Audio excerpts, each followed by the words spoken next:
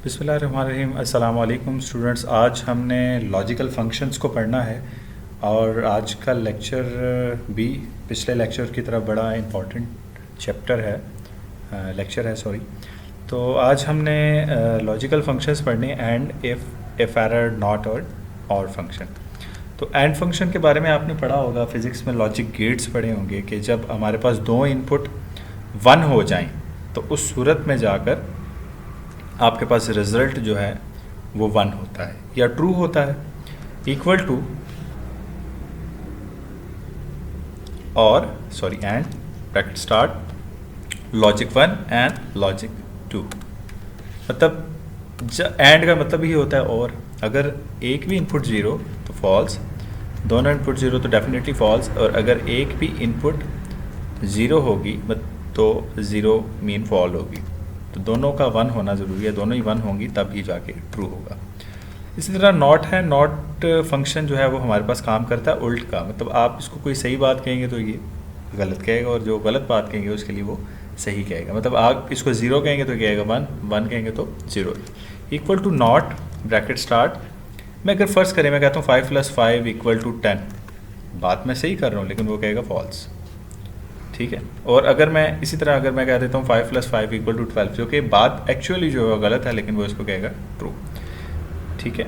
और इसी तरह अगर मैं कोई सेल दे दूँ और उसमें मैं कोई बात कह देता हूँ, मैं कहता हूँ अगर हमारे पास फॉल्स है तो उसको ट्रू कह देगा, और अगर मैं इसको ट्रू कहूँगा तो उसको फॉल्स कह देगा, ठीक हो गया।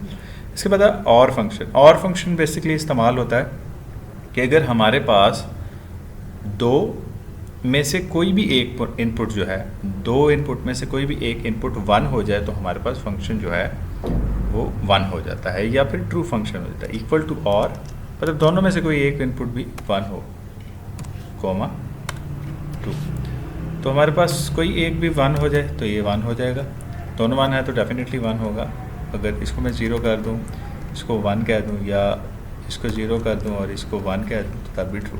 मतलब किसी एक का होना ज़रूरी है। इसके बाद है इफ़ कंडीशन। हम लोगों ने पहले भी इफ़ कंडीशन पढ़ी। मैं कहता हूँ इक्वल टू इफ़, अगर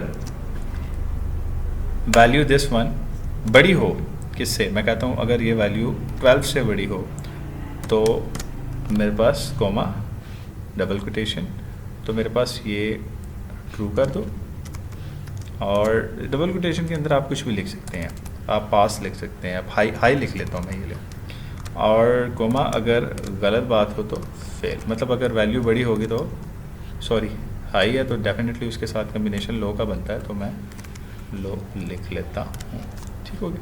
अब ये लो है क्योंकि 9 वैल्यू, अगर मैं यहाँ 12 करते तो तब भी लो, तो लो 12 से बड़ी हो मतलब 13 हो तो ये मेरे पास हाई हो जाएगी, ठीक हो गया। इसके बाद है इफ़ एरर। इफ़ एरर हमारे पास इस्तेमाल होता है कि जब हमारे पास एरर आ जाए तो एरर की जगह क्या लिखा हुआ है। मैं कहता हूँ equal to if ERROR if error bracket start, मैं कहता हूँ वैल्यू ये है कॉमा, और अगर एरर आए तो मैं लिख देता हूँ ट्राई अगेन। मतलब आपने देखा होगा ज़्यादातर जहाँ पर एरर आ जाए तो एरर के कोड्स नहीं आते, क्योंकि हमें बहुत सी जगह पर एरर की कोड्स का नहीं पता होता।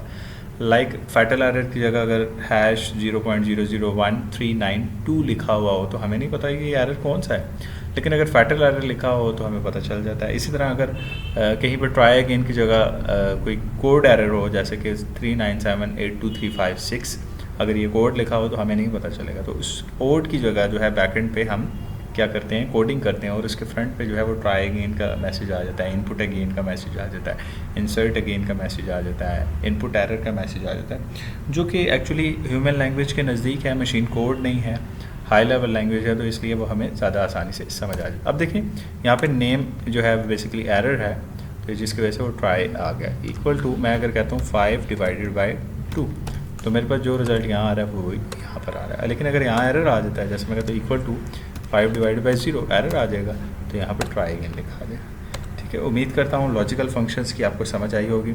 नेक्स्ट लेक्चर में हम मैथ्स एंड ट्रिग्नोमेट्रिक फंक्शंस को पढ़ेंगे और फिर नेक्स्ट फंक्शन फर्दर ऑन, ठीक है। तो इन फंक्शंस को आप बहुत ज़्यादा डिटेल से समझिएगा और इसकी बहुत अच्छी तरीके से आप इसकी प्रैक्टिस भी कीजिएगा। अल्लाह आपको अपनी हिफ्ज़ व अमान में रखे और अल्लाह आपको कामयाब करे। इंशाअल्लाह नेक्स्ट लेक्चर में मिलते हैं। अल्लाह हाफ़िज़।